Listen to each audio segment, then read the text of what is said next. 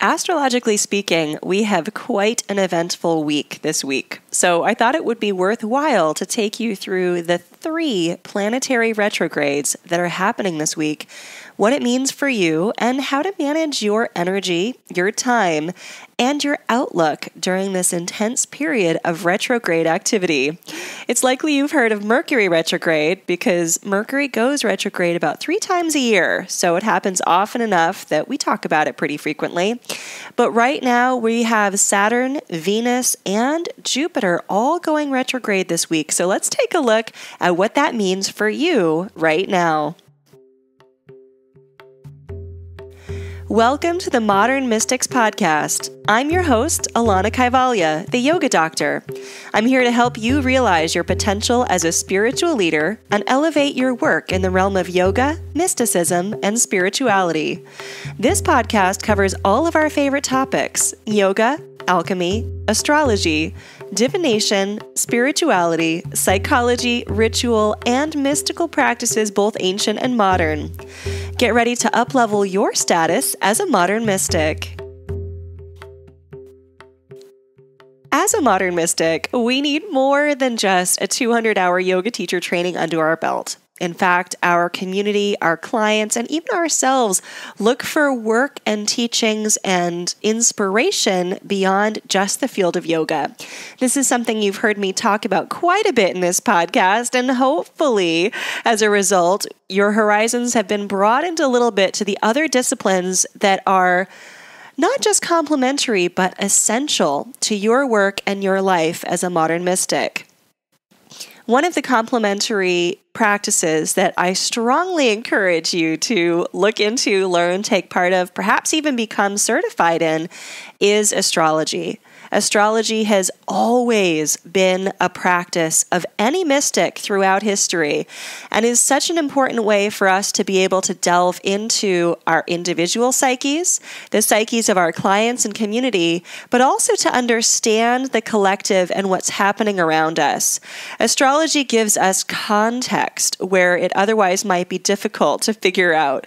And in fact, when we look at how astrology unfolds throughout history, we can see how the influence of these powerful energies have shaped whatever is happening around us, and we can certainly see that right now.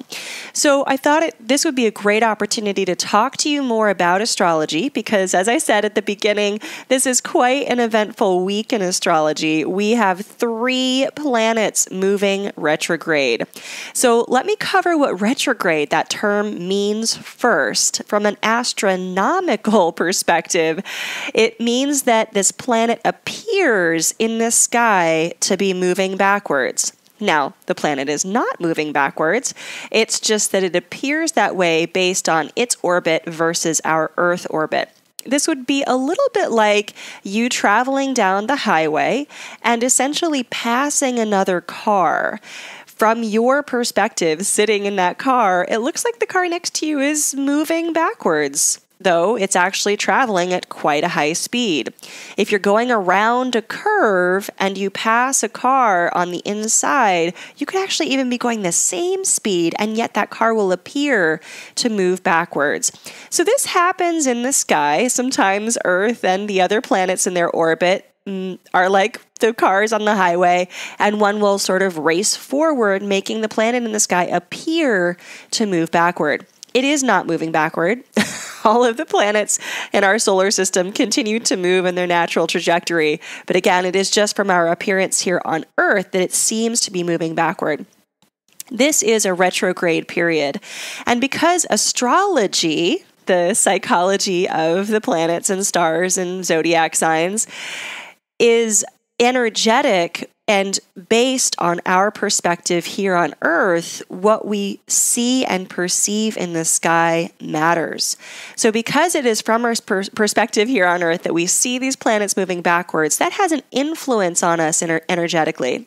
So any planet moving retrograde, and many planets do go retrograde. The sun and the moon, which I know astronomically speaking are not planets, but in astrology, we consider them planets. The original Greek meaning of the word planet simply meant to wander.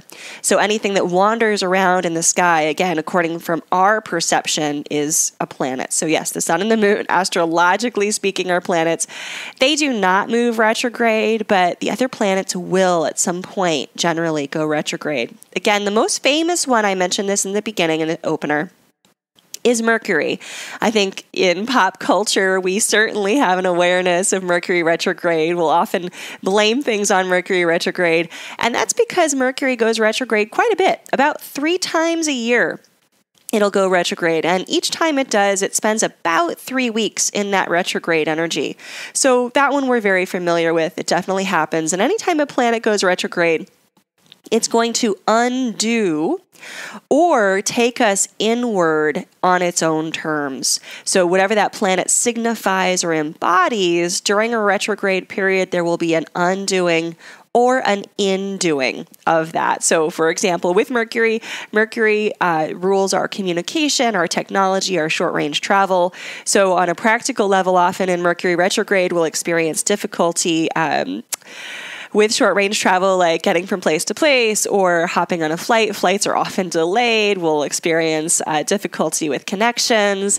So that's pretty common. Our communication is challenged. Contracts, write-ups may be delayed.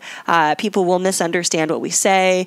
And on an internal level, again, because it's an indoing, this retrograde period, it's an awesome time for us to go inward and take a look at what we want to communicate, how we want to clearly speak the truth about what's important to us.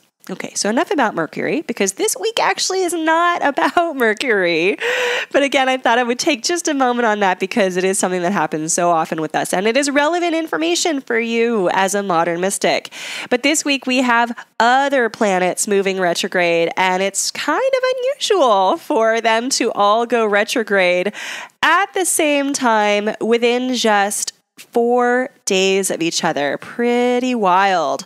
So this is definitely going to create a lot of internal pull for us on a general level, because there is this powerful indoing or inward energy. The first planet to go retrograde is Saturn. And I'll talk about each of the planets' meanings in just a moment, but I wanted to give you the Post-it note version of retrograde start and end dates and the essential information. So if you want to take notes, now is the time to do it. Saturn begins retrograde on May 11th. So that means that Saturn is going to appear to us in the sky to start moving backwards. And Saturn will start his retrograde in the sign of Aquarius. And about 6 weeks later, we'll go backward far enough to slip into the sign of Capricorn on July 1st. And he will retain his retrograde status through September 29th. So it's about 4.5 months total of Saturn going retrograde. Again, starting in Aquarius and then sliding back into Capricorn. That's a good long time to go inward in the terms of Saturn, which I'll cover in just a moment. Our second planet turning retrograde is Venus, and she starts her retrograde activity on the 13th of May, and she'll be retrograde in Gemini. Her entire retrograde period will be in Gemini. She will go direct, meaning she will once again start her forward motion on June 25th.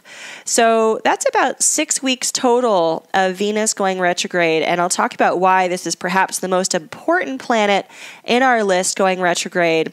Venus only goes retrograde once every 1.5 years or so. So when it happens, it's a really important opportunity to go inward in the terms of Venus, again, which I'll explain in just a moment.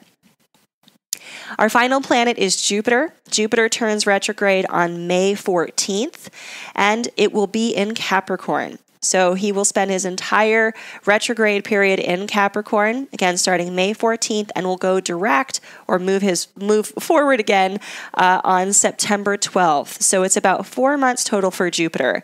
So Jupiter and Saturn have a very similar retrograde period. Saturn is just a couple of weeks longer. Jupiter and Saturn both will be retrograde in Capricorn. Saturn will start in Aquarius and then move into Capricorn. And Venus, her entire retrograde period will be in Gemini. Whew, okay. So that was the technical details, the dates, and the things that you need to know about the retrograde. These are things you may want to mark on the calendar or even set alerts for. Because what we want to do when astrological events occur, astrological events that are significant to us as human beings on this planet, is we want to do our best to maximize their potential. So in astrology, as a general rule, there is no good or bad, right? I'm going to talk about Saturn in a moment, and Saturn is very challenging. Saturn can definitely throw some curveballs for sure, but that doesn't mean that this is going to be a 4.5-month period of just pure challenge. It means that Saturn will challenge us to grow. All elements of astrology have both positive and negative aspects. It's our job with our free will as human beings to work the high side of whatever is happening astrologically. So typically when we talk about retrogrades, often people kind of cringe and think, oh my gosh, this means that things are going to go sideways or wonky or haywire. And that's not necessarily true. It's a period of turning inward. And to be honest with you, this is a wonderful time to be doing that. We are still very much in the midst of the COVID-19 pandemic. Many people are still in situations of sheltering in place, lockdown, or quarantine. This is something that will be with us for a while. And so perhaps this is going to be a time for a while that we are actually having to push pause anyway on our lives, to take a look at what we want to continue or reestablish as the pandemic fades and things begin to get better. But why not take the time now to go inward and check out within ourselves what feels good, what works? And again, Saturn, Venus, and Jupiter are all giving us an opportunity to do this. This is great timing. Look, we've got to do our shadow work anyway. So why not do it with these influences so that we can emerge from our homes or our cocoons with the best possible expression and manifestation of ourselves. And again, really affirming what it is that we do want to continue. So I'll go now through an interpretation of each of these retrogrades and hopefully give you an understanding of what each planet means and what the signs and their influence means so that you can do your best to examine within yourself what's happening within these retrogrades. All right, so let's start with Saturn, since technically Saturn goes first, moving retrograde on May 11th. And Saturn is responsible for contraction in its most pure form. I think of Saturn as the father of the planets. Saturn is the deliverer of karma. Saturn brings things to our doorstep that we may or may not want, but that we have to deal with. Saturn is what we call a social planet. So let me explain that a little bit further, because both Saturn and Jupiter are social planets, and we've got Jupiter coming up in a moment with the explanations here. Social planets rule things on Earth socially. So they're not necessarily personal. They're going to have a larger influence than just on the individual. We can see things happening societally when Jupiter and Saturn are involved. It doesn't mean they don't have a personal influence. They do. The best way that I like to describe Saturn's influence is all of the things that happen to you that you can't control. What we would also essentially in yogic terms call karma. So karma is not necessarily under our control. The only thing we can control about our karma is how we then participate with it. So Saturn is responsible for our birth, the circumstances of our birth, the socioeconomic status we're born into, the ethnicity we're born into, the family we're born into. Each of us as individuals has no control over these things, and yet they are a part of our lives and something that we work with throughout our lives. So that's really Saturn's domain, and it's an awesome opportunity to further understand that karma is not retribution, karma is not punishment, karma is not fault or guilt or blame. Karma simply is what is. And then our work, and Saturn does require work, is to soften that karma as much as possible through acceptance, through our own free will, through choosing the best path or leaning towards the light, as I like to say, with whatever is going on with us. I think right now as a collective, and again, the social planets hugely influence the collective. Right now as a collective, we are being thrown something that yet again we really can't control. Our world is giving us the circumstance of a virus that is happening. That just is what it is. And it is up to us whether we continue to choose life, whether we continue to say yes to our adventure. And that really is the best expression of Saturn. Saturn delivers this challenge, and we accept it and rise to it by saying yes to our adventure. So for any of you who have studied the hero's journey or know about the hero's journey, this is something I'm very familiar with, having studied a lot of Joseph Campbell and having a degree in mythology. One thing I can say for certain is that any hero's journey is always fraught with challenge. And it is that challenge specifically that creates the hero. Heroes don't happen when things are going awesome. Heroes don't emerge when everything is going perfectly and life seems to be full of rainbows, sparkles, and butterflies. Heroes emerge when, pardon me, but the shit hits the fan. That's when we become heroes ourselves.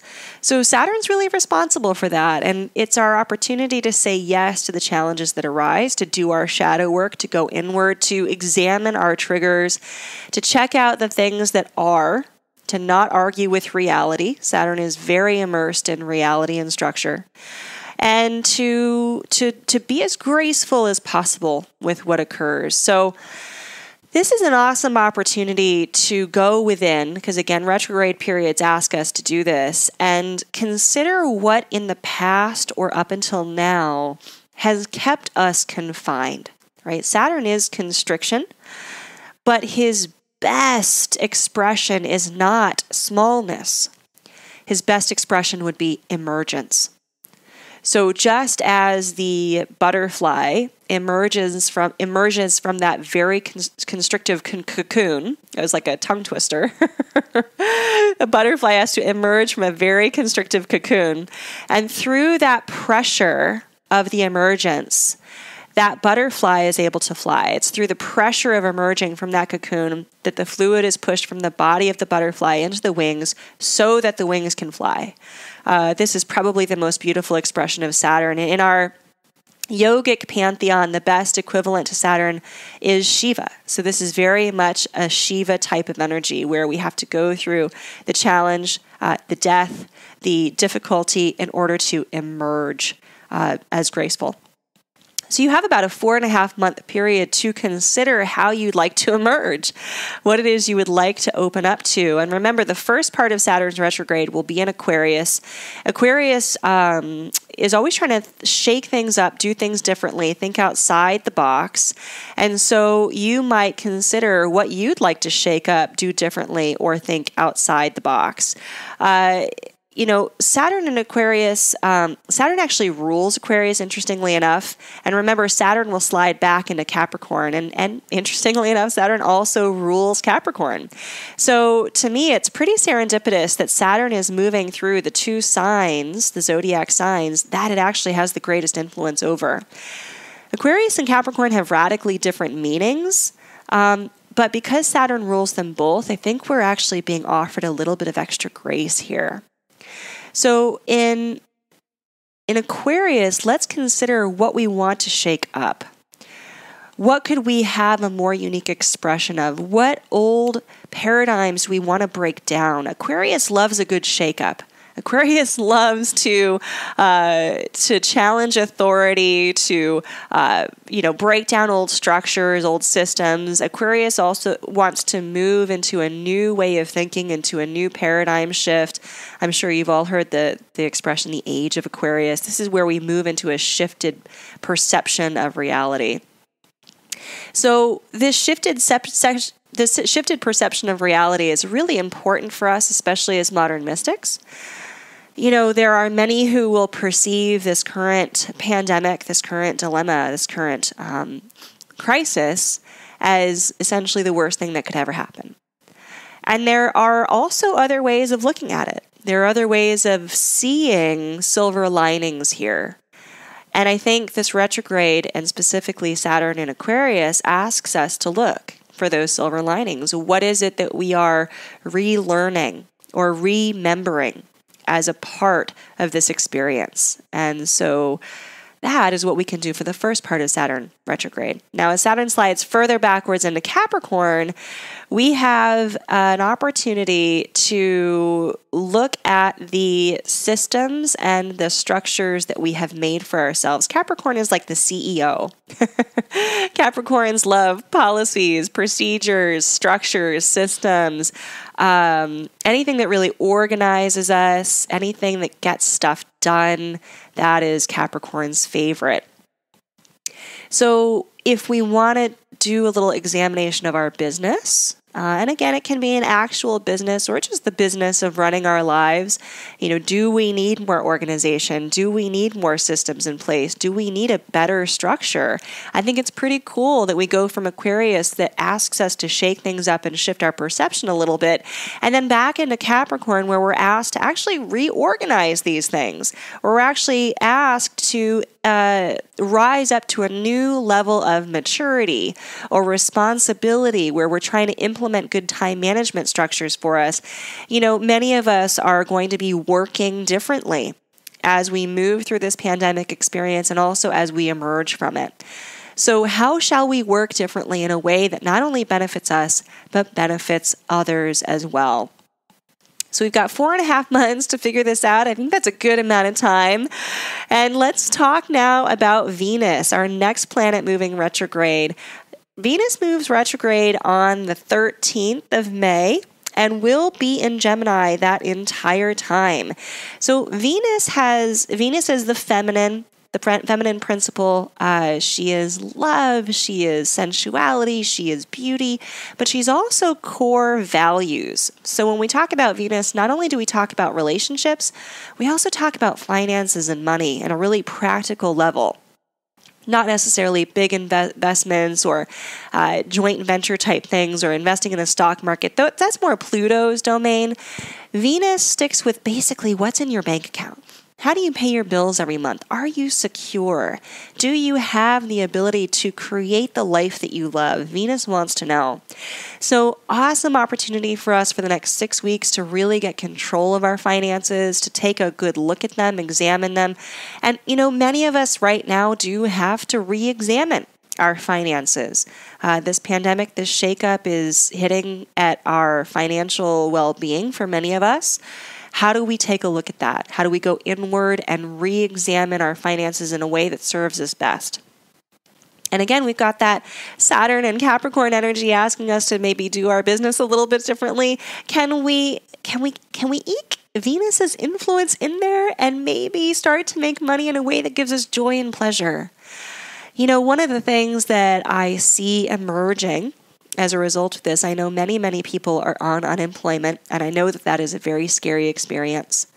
I also know that it can be for many an opportunity to spend that time exploring things that are derived of passion. Working on the side hustle, seeing if they can become, say, certified yoga teachers and perhaps incorporate that as an emerging source of income as they move out of this pandemic. There's a lot of different things that people are exploring in this time. That is a very Venus or Venusian type thing to do.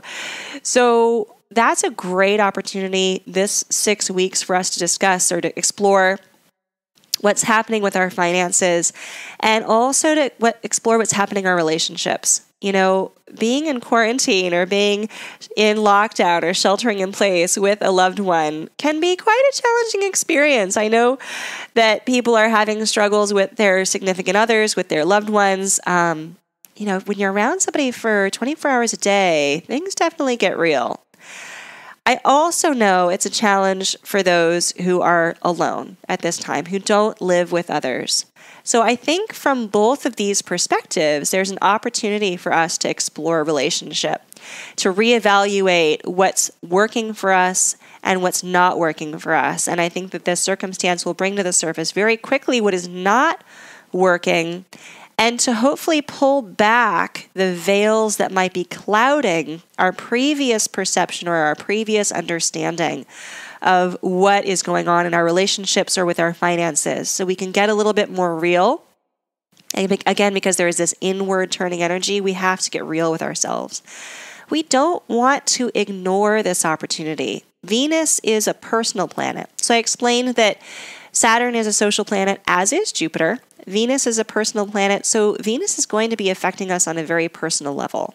The personal planets are the most important. They deserve special attention. And because Venus only goes retrograde once every year and a half, we don't have opportunities all the time to take a look at these important themes. How are our relationships going? What is our creative expression right now? And are we taking care of our financial situation? These are so important. And remember, Venus is retrograde entirely within Gemini. So we also want to consider, is there enough intellectual stimulation? Is there enough variety happening in our relationship? And I don't mean a variety of people. I just mean not getting stuck in a rut. Gemini loves to gather data. Gemini loves to chatter and talk. Gemini loves to think about things. So with that flavor, we take Venus's energy of relationship, creative energy, and finances, and just see, is there enough energy here? Is there enough creativity here? Can we multiply things? Can we add an additional income stream? Can we diversify the way that we behave in our relationship? Can we shake things up a bit? Gemini is actually inviting us to do that. So take care of your inner self in terms of Venus. Make sure that you are creatively fulfilled right now, and this might be the perfect opportunity to explore that. And shake up your relationship a little bit. See if you can't get out of the rut that you might be in. Now, our final retrograde planet is Jupiter, and Jupiter turns retrograde the day after Venus on May 14th. Jupiter spends the entire retrograde period in Capricorn, again reflecting those themes of maturity, structure, organization, responsibility, time management, evolving ourselves into almost a wise elder role is Capricorn, kind of telling, it's the CEO, so bossing everybody around, but in a really helpful way. Now, so Jupiter will be in Capricorn the entire time of his retrograde. He turns direct on September 12th, so it's about 4 months. Saturn and Jupiter's retrograde entirely overlap. Saturn will just be retrograde for a few extra weeks, but Jupiter will also be retrograde at this time. Now, this is actually really helpful. So in terms of Saturn's retrograde, I talked about that constrictive energy, Saturn being the father, delivering the karma. Jupiter is the other social planet, but is the expansion principle. If Saturn is contraction, Jupiter is expansion, and Jupiter just wants to grow. Jupiter just wants to get bigger. If you'll remember, in mythology, Jupiter is the youngest son of Kairos and was the one that did not get eaten. So Jupiter was allowed to live and thrive and grow, and Jupiter definitely got around. Jupiter was a great learner, and that's very much Jupiter's energy. This learning, this expansion, and this idea that we can explore the world. Jupiter loves to travel. Of course, our long-range travel right now during the pandemic is challenged. And so when Jupiter can't travel by literally getting on a plane and going to a different culture, Jupiter likes to travel inward. And explore philosophy or religion or spirituality, the meaning of life, higher education. Jupiter is definitely the studier of the astrological pantheon and the zodiac. So now's a great time to study. Of course, in yoga, we have the principle of svadhyaya, which is self-study, self with a capital S, our ability to study the highest truths in order to reveal our truest self. Nothing could possibly complement Jupiter's retrograde period than svadhyaya. So if you have not yet embarked on a course of study or education during this time, you have 4 months with Jupiter's blessing to do that. What a wonderful way to travel inward. What a wonderful way to explore yourself. What a wonderful way to really find the highest expression of Jupiter's retrograde energy is to embark on a course of study that feeds your soul. So because Jupiter is in Capricorn, we have this nice complement, again, because also Saturn is in Capricorn, and we've got this expansion and contraction energy. Jupiter is going to help us to stay optimistic, while Capricorn and Saturn are going to help us manifest what it is that we want. Now, I don't recommend during any retrograde period starting anything new. But this retrograde period is pretty long. If you feel truly called to manifest or start something during this period, go ahead and do it. Just take a little more time with it and really make sure that it's what you want. Essentially, whatever you exit this retrograde period with, you want it to be totally life-affirming. You want it to be exactly what you want as you exit this retrograde period, because you don't want to take anything that you didn't work through with you. And retrogrades ask us to work through things. So Jupiter is going to give us that extra boost, that extra expansion, that ability to study within ourselves, that ability to travel, not necessarily outward, but to travel inward. So get your study on over the next 4 months.